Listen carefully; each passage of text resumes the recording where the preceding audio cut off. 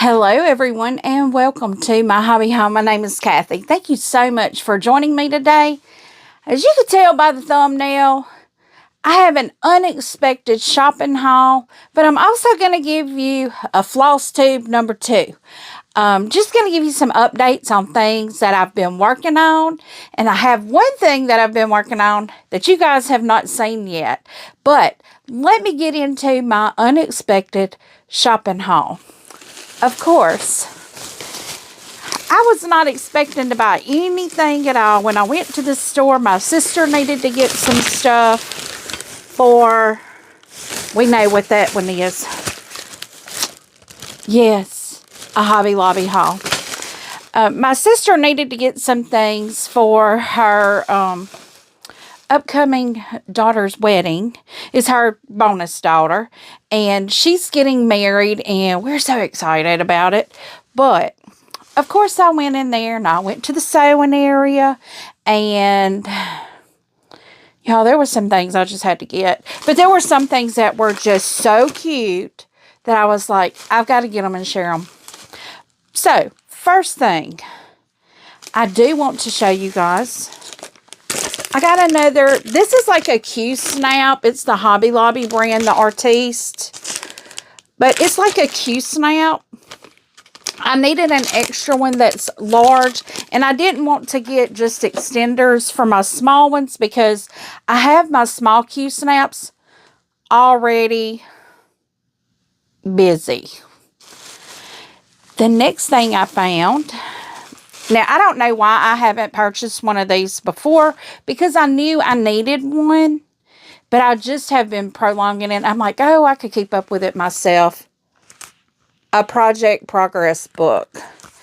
So, this one here, it has your yarn, weight, and gauge. I just got this knitting needle sizes, crochet hooks, steel crochet hooks. It looks like a lot of it has got to do with crochet, but y'all, I can make this work for my cross stitching and my quilting. So that is going to come in very handy. I don't know why I've not purchased one before now, because it is a much needed item if you want to track items that you're making. And, well, they had their toys reduced. So I got a ball for my granddaughter loves balls. So I got her a ball for here. I got a lot of cute little things. I'm going to show you one thing first. And that is this. I thought this is real cute. It's got your little hook hangers on it. And I'm going to show you why I purchased this. Because I like to hang charms on my project bags. Well, sometimes I don't need a charm on a project bag. But y'all, look at these cute little charms. I got a thimble charm. I got a quilt block charm and a rotary cutter charm. You all know we need that rotary cutter. So I'm going to probably put this right here. That bag's going to come down. That's got all my charging cords and everything in it, from my Cricut to everything. Everything that's got a cord is in there. I'm going to hang it on my other shelf over here. So I'll hang this little darling right there, and I'll hang my charms on it, which I could put them charms on a package, on a zipper bag, and never take it off. So, but with me having a lot of cross stitch projects now going, I need these. These are the needle minders that they had, and y'all, you see that price there? I love Lori Holt needle minders, but guys, they're expensive. They're getting really expensive. Even though I want them, I want that little snowman so bad.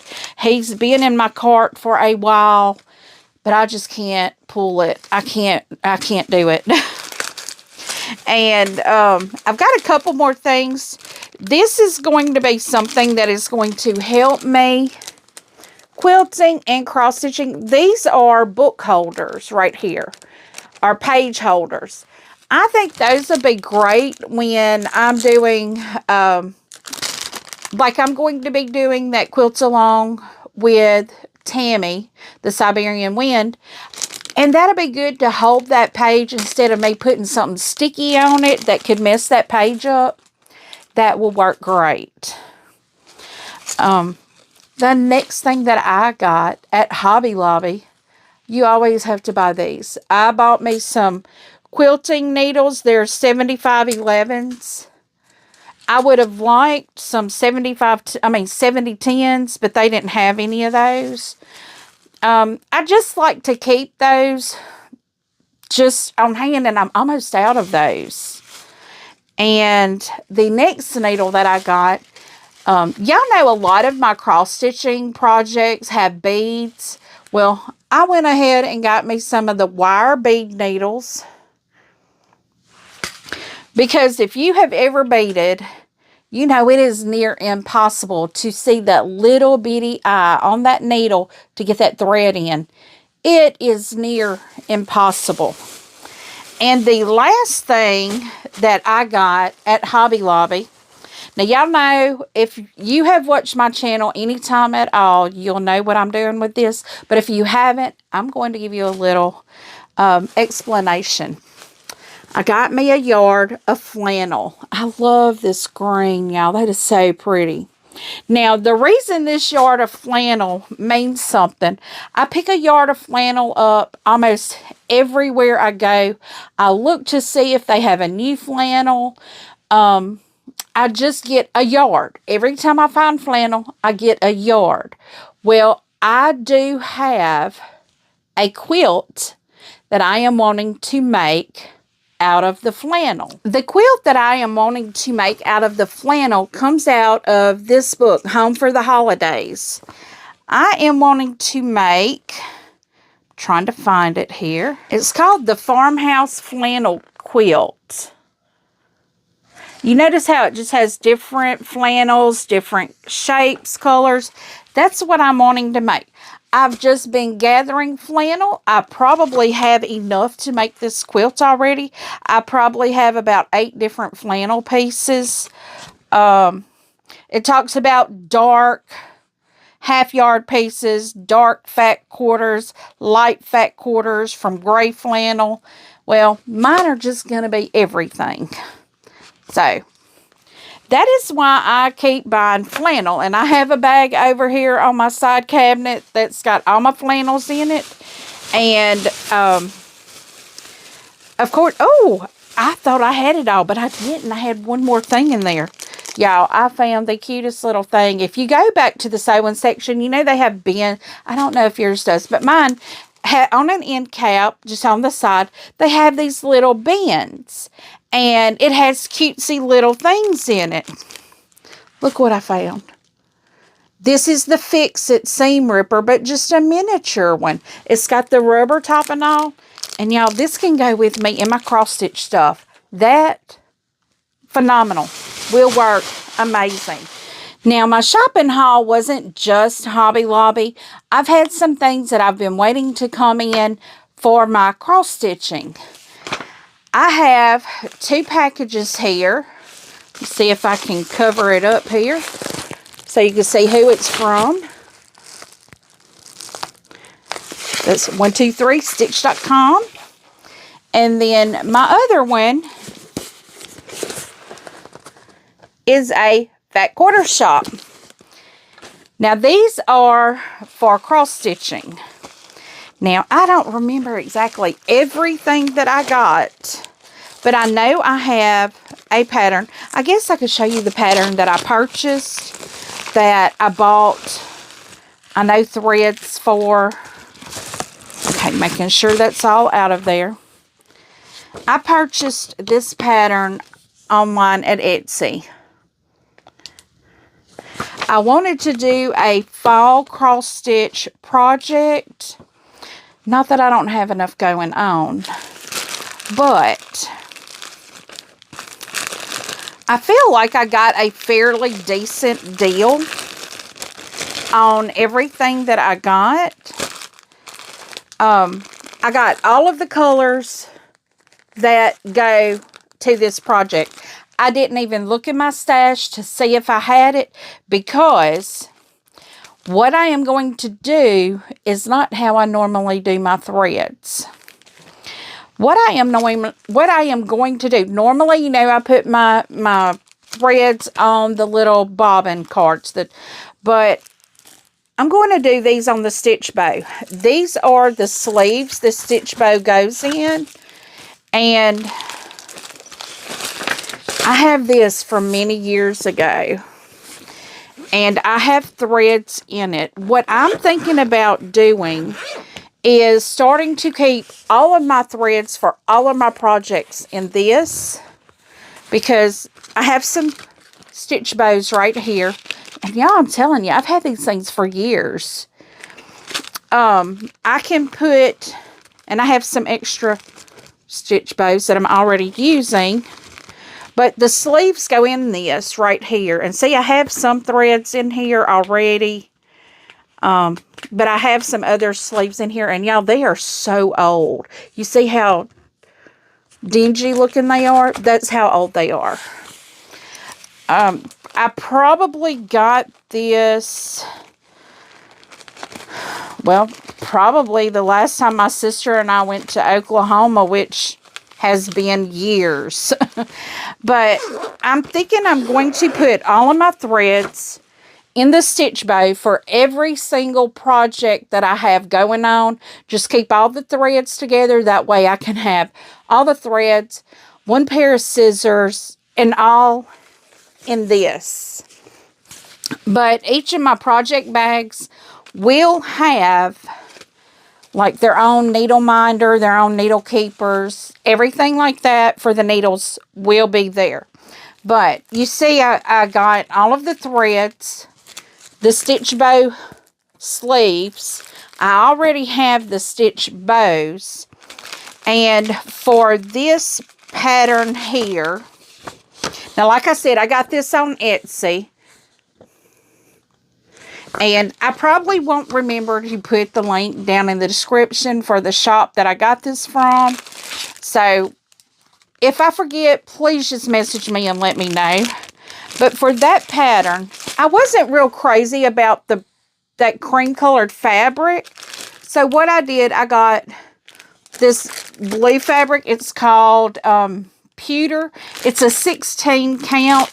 Let me tell you what size it's going to come out as, because, see, I like this because they even tell you the thread lengths for all of the colors. And here's all your symbols, and it tells you what the finished size is there. It gives you all your colors, all your symbols. And for the 16 count, it's going to end up being a 15.5 by 15.63 inches. So it's almost a square. It's almost a squared project. The one on the picture was done on a 14 count even weave.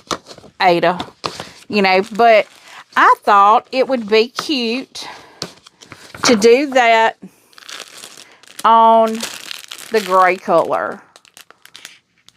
I thought that would look real cute. A lot happier than that brown color. But that's my haul from 123 Stitch. So now to Fat Quarter Shop. I don't remember. I'm just going to... I think Fat Quarter Shop, I got one of their, what is it? Flash sales. You know, their sales they have daily. I think I got one of their flash sales, and I'm not real sure. I can't remember. But there's my packing paper, my invoice slip. Okay, so I did get, okay. I forgot. I got this. I got these organization rings. I purchased these before I thought about doing the stitch bows, but if the stitch bows don't work, I will put them back on cards, and I will have plenty of rings to put my bobbins on. I did get the flash sale or whatever it was called. It's the This is called Kate's Garden Gate Mini Charm Pack. I thought that was so cute. I'm wanting to do some more of those Nantucket bags, you know, with the zippers on them. And I thought that would be a cute bag, you know, for seasonal. I did get some flosses that go to a project. And talking about the needle minders, I caught this on sale, guys. It was like $5, but I thought that's real cute. That'll be a cute little needle minder. And last but not least, I caught this. I know this is part of a series, but I really just like this one. So I may just do this one and not do the whole series. But I am going to purchase fabric that is big enough to do the whole series just in case. Look at that. Fabulous House #1. This is the Santa house. See, that's Santa's house. I think that one is so cute. Now, all of the threads that I got are for this project. So what I am going to do is slide my threads in my needle minder that I got down in this bag right there. So I have everything together for this project. Not sure how I'm going to do this yet. I know I'm not getting started on this yet. I've got to get started on my fall one first. Now, that being said that I'm starting on my fall one first, I have a lot of other projects already going on, and I want to give you guys an update on what I'm doing with those projects. Now, you will be seeing a project that I've been doing for, I'm going to say years. Literally, probably 15 years. Probably, and I mean, that's not an exaggeration. This project that I'm doing, I'm sorry guys, I'm putting everything in my box before it goes falling. See, that's my box. I'm just putting all my invoices and everything in my box so I don't lose stuff. And I'm going to sit it out of the way. So now I can show you the project that I have been working on for like 15 years. And this project I was making for my son when he was very young. He picked this out, and I'm bad. I'm very bad. I have it set up in my bedroom, and when I have time in the evening to stitch, I'll stitch. But we all know I sew late at night, so I rarely get to work on this. This is actually on a stand. It's on this stand, but I took it off so I can show it to you. This right here is the project I have been working for my son for probably 15 years. I'm going to show you the train that it is. And this is the book it come out of, Railroad Memories.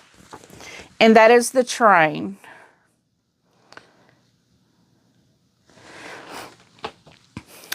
I work on that a little bit at a time, and now you guys know how when I tell you I started my YouTube channel for accountability, that's not the only project that I have started that I don't touch. But I do actually touch that project more than I touch a lot of other ones. But let's get to the ones that I work at least once a week. I know you guys have seen this one here. I'm sorry for looking down, so you don't have to say anything about it. I know, I'm so sorry. But this one right here, the Winterberry Trio. These are by, it looks like, it's an Erin Elizabeth design. And I am making them all into one long runner. And so far, there's my snowman. And there's my house. And y'all see I have my needle minder there. But that's how far this one has come so far. And I did run out of one of the colors on this. But in the 1, 2, 3 stitch haul, that color was in that haul. And I actually, after I had made that order, I realized, well, I had 2 colors that I've run out of.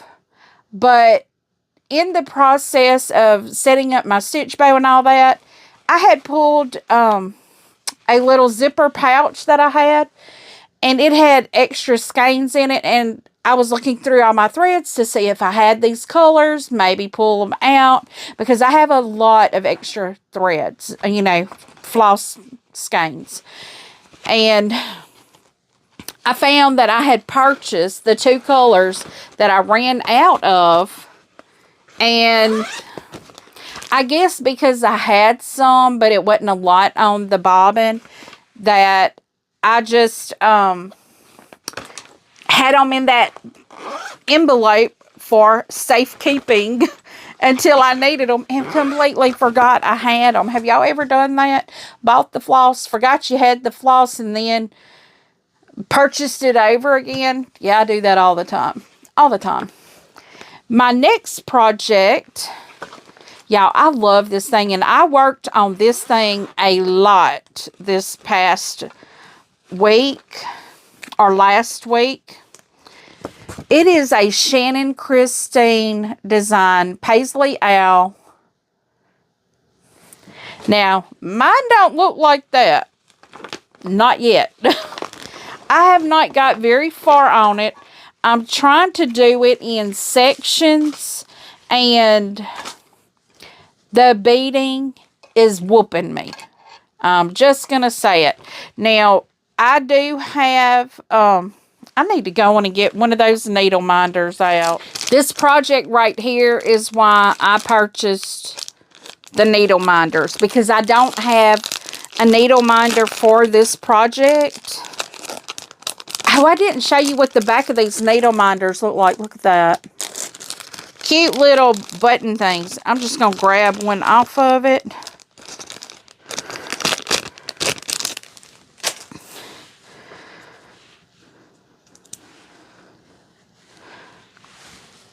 I'm always needing a needle minder for this project here, because I'm always leaving my needle on thread. But that is how far I've gotten so far. And where my thread is, that is doing beadwork right there. So that is why I needed those bead needles, because I just cannot, I have a hard time seeing the thread, so, or the hole on that. But guys, this thing is turning out beautiful. Let me show you that again. Look at those colors. They're beautiful. I don't know if you could see all of that, but, and you'll see I have a bead needle and I have another needle, but I keep it in a tin so I don't lose it, a magnetic tin. But I don't like those magnetic tins when, you know, out when I'm doing my projects. So that is project number 3 that I'm currently working on. Now, I will start the fall pumpkin sometime next week. But last but not least, now we all know this is my big project. This is, oh, and I've got 2. Okay, I know I ran out of that thread too. Y'all, I have been running out of thread so fast that it's just not even funny. This is my grandson's stocking. I've gotten a little bitty bit of work done in that area, but I don't know if you can even tell the difference because it hasn't been a lot. It's been very slow working on this one. Mainly because I'm working on that Paisley Owl. I just love it. It's so beautiful. But this one here needs to be done because I do need to make it up into a stocking for my grandson. I still need to make my granddaughter's into a stocking. I mean, it's cross-stitched and everything. I just haven't finished the project. So, you know, that's my bad. My bad. But guys, this is my shopping haul floss tube update video for you guys. I know that's a lot going on with cross stitch, and I know a lot of you are probably going to message me and say, how in the world do you have time to do all these projects? Y'all, I really do not do a lot of them every day. I work most days. I sew one project, probably not even the full thing. I may only sew an hour to 2 hours in the evenings, and that's not every day.